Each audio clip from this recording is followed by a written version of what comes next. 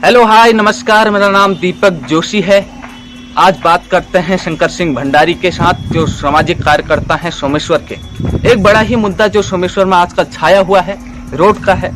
और वहाँ रोड की जो हालत है उसे देखते हुए बड़े आंदोलन वहाँ पर हो रहे हैं, विरोध दर्ज कराया जा रहा है कि समझ नहीं आता है कि सड़क खराब है या फिर हम खराब हैं जो इसके लिए आवाज़ उठाते हैं। ऐसी शायरी एक सुनी थी, तो यही कहानी यहाँ पर भी है। बहुत बहुत धन्यवाद, शुक्रिया शंकर सिंह भंडारी जी हमसे बात करने के लिए। नमस्कार दीपक भाई, आपका भी बहुत बहुत धन्यवाद। आपने हमें अपने चैनल पे बोलने का मौका दिया और हमें इनवाइट किया।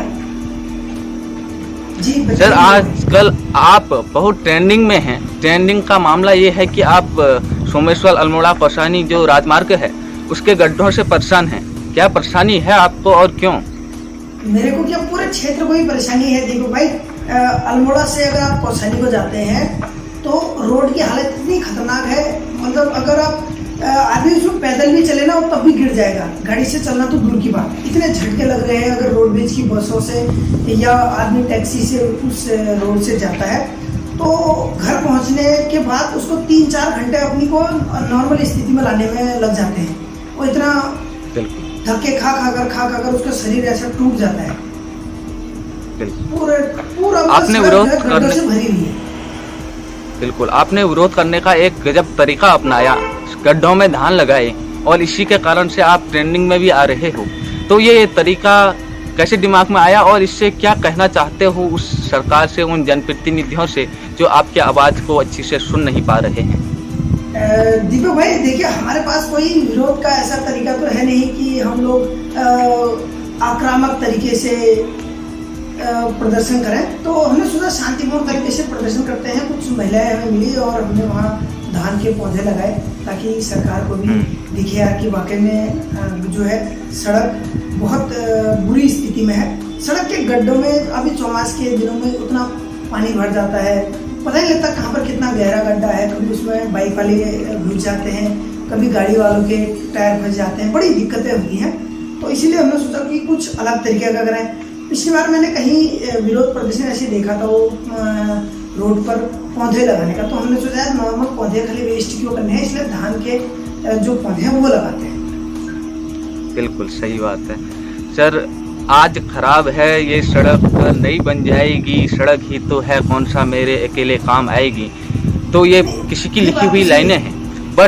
बट लेकिन जब आप आंदोलन कर रहे थे वहाँ पर ज़्यादा भीड़ नहीं थी, यानी कि सभी लोगों को परेशानी होती है, इस तरीके से शामिल नहीं होते हैं। इस पर क्या कहना चाहोगे? क्योंकि सरकार से कहने में डरते हैं या जनप्रतिनिधियों का उन पर दबाव होता है कि आप अभी भी ऐसे मत जाइए?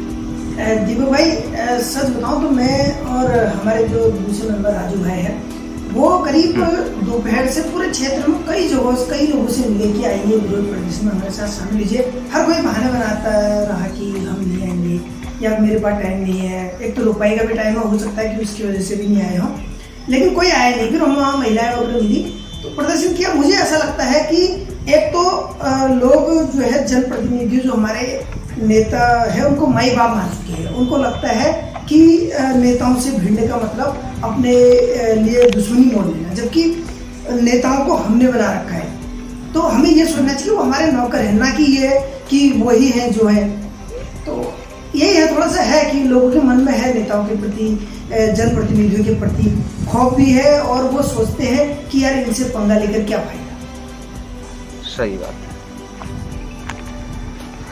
सर। एक आरोप लगता है आप पे कि आप हल्द्वानी में बैठ के सोमेश्वर की बड़ी बड़ी बातें करते हैं अपने पेज के माध्यम से, लेकिन आप तो सोमेश्वर में खुद नहीं रहते और विधायक जी को लगातार या जनप्रतिनिधियों को घेरते रहते हैं। दीपक भाई आपकी बात के लिए क्या कहूँ मैं। दरअसल क्या है, जब हमारे विधायक सांसद दिल्ली, बरेली या देहरादून में रहकर पूरे क्षेत्र की जिम्मेदारी ले सकते हैं, तो क्या हम आज हल्द्वानी में रहकर नहीं कर सकते? अब ऐसा तो है नहीं कि मैं हल्द्वानी में रहता हूँ, हर एक महीने में गांव का चक्कर लगता है। हम महीने 2 महीने में हफ्ता 2 हफ्ता गांव में रहते हैं। तो अब यार रोजगार भी चाहिए, घर के खर्चे भी चलाने हैं, सारी चीज़ें हैं। ऐसा तो है नहीं कि नेताओं की तरफ पेंशन लगी है तो गांव में बैठ के कर लेंगे। तो अपना रोज कुआ खोदो रोज पानी पियो वाले आदमी हैं हम। तो अगर अगर हल्द्वानी में रह रहे हैं, यहाँ जॉब कर रहे हैं, उसके साथ अपने क्षेत्र की बात कर रहे हैं, तो इसमें गलत क्या है? बिल्कुल, यानी कि नेताओं को भी अपने क्षेत्रों पे आकर ज़्यादा काम करना चाहिए, न कि कहीं बाहर बैठ के, ये मानते हैं आप?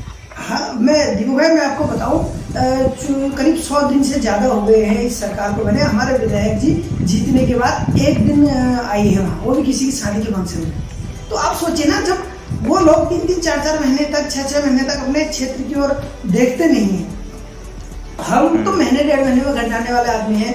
अब तो हर महीने 1.5 महीने में हम लोग हर उसी सड़क से जाना है, और ना हमारे पास नेताओं की तरफ बड़ी सी ऐसी गाड़ियाँ हैं जिसमें बड़े बड़े शॉकर लगे हैं कि गड्ढों का पता ही न चले, और ना हमारे लिए कोई प्राइवेट जेट वगैरह भेज दें जैसे नेताओं के लिए आती है।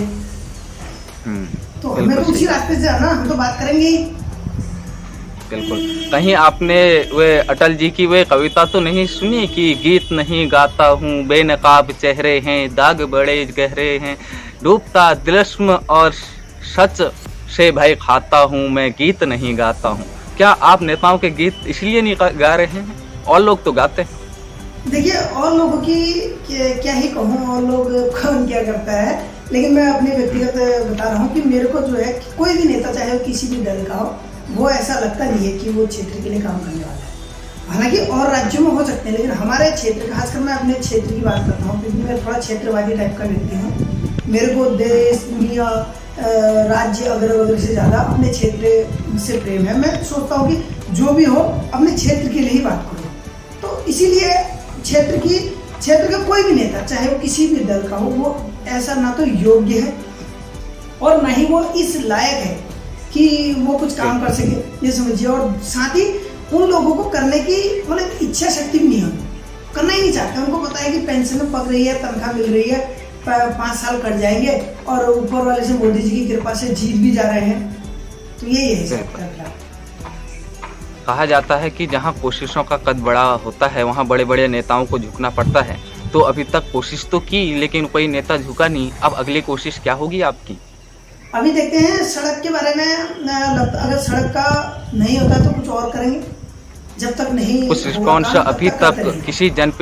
अभी तक कोई रिस्पॉन्स किसी भी जनप्रतिनिधि द्वारा आपको दिया गया हो, आपकी बात को सुना गया हो या पढ़ा गया हो, ऐसा हुआ क्या? या आपसे बात की गई हो? हाँ, हमें बताया गया कि जो है बारिश की वजह से काम नहीं लग रहा है, बारिश के बाद हो जाएगा। तो इसलिए हम सोच रहे हैं कि कुछ दिन और वेट कर लेते। जब पिछले 7 साल से वेट कर रहे हैं तो 1-8 महीना और सही। बिल्कुल 3 महीने वेट करना पड़ेगा आपको बरसात के लिए। हाँ, वो हम नो डाउट अगर आप काम करते हैं, आप बताते हैं कि मैं काम करेंगे, 3 महीने के 4 महीने भी वेट करेंगे, लेकिन कोई बोले तो सही। सबसे बड़ी दिक्कत महिलाओं और जो बीमार लोग हैं उनको होती है। ऐसे में तो आप किसी उन लोगों से बात करने की कोशिश कीजिए जिनसे इस मतलब अनुभव तो हम भी करते हैं, लेकिन जो ऑपरेशन होता है या किसके टाँके लगे रहते हैं, जब वे इस रोड से जाता होगा तो क्या सोचता होगा इस सरकार के बारे में? आपने ये सही सवाल पूछा कि चाहे गर्भवती महिलाएं हो या बीमार आदमी हो जिनका ऑपरेशन हो रखा है, टाँके लगे हैं, उन लोगों को इस रोड से ले जाने में क्या दिक्कत होती होगी। तो दीपक भाई देखिए, हम कई लोगों से पूछ भी चुके हैं कि मतलब क्या है। तो उस समय आदमी नाराजगी जाहिर करता है कि ऐसी ऐसी दिक्कत है, ये है वह है करके। और लेकिन चुनाव आते आते पता नहीं उन शराब में और 200 रुपये में, 500 रुपये में आदमी जो है अपना ईमान बेच देता है। तो उसी का परिणाम है ये सड़कों के गड्ढे वगैरह। आप, हमारा कहना है कि आप किसी भी पार्टी के किसी भी उम्मीदवार को वोट, बस ईमानदारी से दें, ना कि तुम पैसे लेकर, शराब लेकर और जो भी सामग्री दी जाती है, घरेलू सामग्री, उसके आधार पर। तो क्षेत्र में ऐसे ही होता है कि लोग जो है अभी फिलहाल हम पिछले कुछ समय से देख रहे हैं कि जनता भी नेताओं की तरह हो चुकी है। उन्हें पता है कि चुनाव के बाद नेताओं ने पूछना नहीं है, तो चुनाव में ही इनसे जितना खींच सको उतना खींच लेते हैं। ये सब उसी का परिणाम है। इसका सबसे बड़ा कारण क्या हो सकता है? जो लोग उनके दिए हुए कुछ रुपये और कुछ दारू के चक्कर में उन पर फंस जाते हैं और उनसे अपनी मांगों को मनवाने के लिए पीछे हट जाते हैं। क्या लगता है आपको, ये साक्षरता कम है या फिर क्या है इसका कारण? हमारे पहाड़ों में कहते हैं कि घर घर में नेता है। हर घर में एक कोई न कोई पार्टी का कोई न कोई नेता है, और हर नेता, हर व्यक्ति ये सोचता है कि उसने जो सोचा है या वो जो सोचता है, वो जो चाहता है वही सही है। तो फिलहाल तो स्थिति ऐसी है इस बार, तो मैं मान सकता हूँ कि इस बार लोगों ने जो भी सामग्री ऑर्डर की, क्योंकि उनके पास ऑप्शन नहीं था। अदर पार्टी के पास, चाहे वो आम आदमी पार्टी के पास हो, चाहे कांग्रेस के पास हो, कोई ऐसा उम्मीदवार नहीं था जो हमारे वर्तमान विधायक जो हैं उनके टक्कर का हो। इस बार तो मैं मान सकता हूँ कि मजबूरी थी कि लोगों के पास कि वोट जो है उन्हीं को देना है, और टाइम पे ऐसा हुआ नहीं है, इसी बार हुआ है। पिछली बार ऐसा था नहीं कि लोगों ने पैसा लिया हो और वोट दिया हो। हमने ऐसे ऐसे नेताओं को देखा है विधायक बनते, जैसे प्रदीप टमटा है, अजय टमटा है, ये लोग बिना पैसे दिए जीते वाले व्यक्ति हैं। इनने विधायक रहते काम भी किया नहीं, ऐसा नहीं है कि दोनों ने काम नहीं किया। हालांकि सांसद बनने के बाद वो क्षेत्र को भूल गए, वो एक अलग चीज़ है। अब बड़ी बात यह है, आपने प्रदीप टमटा का नाम लिया, राज्यसभा सांसद हैं, विपक्ष के नेता हैं, लेकिन वे अपने क्षेत्र की सड़कों के लिए आवाज़ क्यों नहीं उठाते हुए? तो खुद भी रेखा आर्या जी से कह सकते हैं, विपक्ष में हैं आप लोग, तो विपक्ष के नहीं हैं, फिर भी अपने क्षेत्र के लिए आवाज़ उठाते हैं, लेकिन इतना कमज़ोर विपक्ष क्यों है सभी जगह? तो यही समझ नहीं आ रहा कि विपक्ष कमजोर क्यों है। मजबूरी में हम ही लोगों को आवाज़ उठानी पड़ रही है, जबकि जो काम हम कर रहे हैं सड़कों के लिए, अस्पताल के लिए हम आवाज़ उठा रहे हैं, ये काम विपक्ष का था, और विपक्ष को इसका फायदा भी मिलता है आने वाले भविष्य में। सही बात है, विपक्ष का तो काम ही यही होता है। हाँ, दिक्कत क्या है कि विपक्ष के नेताओं को भी शायद ईडी, इनकम टैक्स, इन चीज़ों का खौफ है। उनको डर है कि कहीं छापा न पड़ जाए, कहीं कोई घोटाला न उजागर हो जाए, क्योंकि दूध के धुले तो कोई भी नहीं है ना, स्थिति है। बिल्कुल बिल्कुल, यही मैं पूछने वाला था। आपने कहा ईडी से डराया जाता है, जब उन्होंने कुछ किया ही नहीं तो उनको डरने की क्या जरूरत है? इसका मतलब कुछ ना कुछ तो बात होगी जो उनको डर लगती है। ये बात तो मानते हैं हम कि कुछ न कुछ तो दिक्कत है, कहीं ना कहीं कुछ ऐसी चीज है कि जिसका इन्हें खौफ है। नहीं तो जैसे हमने कभी कुछ किया ही नहीं है, तो हमें डर किस चीज? क्या कर लेंगे? फोन करके पोस्ट हटाओ कह सकते हैं, उसके अलावा क्या जांच कर लेंगे? हमें क्या जांच कर? बिल्कुल, आप सोमेश्वर घाटी पेज के माध्यम से अच्छा काम अपने क्षेत्र के लिए कर रहे हैं, अच्छी बात है। तो बहुत बहुत धन्यवाद आपका डिजिटल वाणी से बात करने के लिए, और शुक्रिया आपका भी धन्यवाद दीपक भाई, आपने हमें हमारे इंटरव्यू लिया। जब से ये मुद्दा उछला है, बहुत वायरल हुआ है, कई पोर्टलों ने, कई चैनलों ने इसको डाला है, तो साक्षात्कार जो है ये इस टाइप का पहला ही है। तो आपका बहुत बहुत धन्यवाद, बहुत बहुत धन्यवाद। चलो, धन्यवाद है। उम्मीद होगी आपकी कोशिश कामयाब। जी, पूरी उम्मीद है।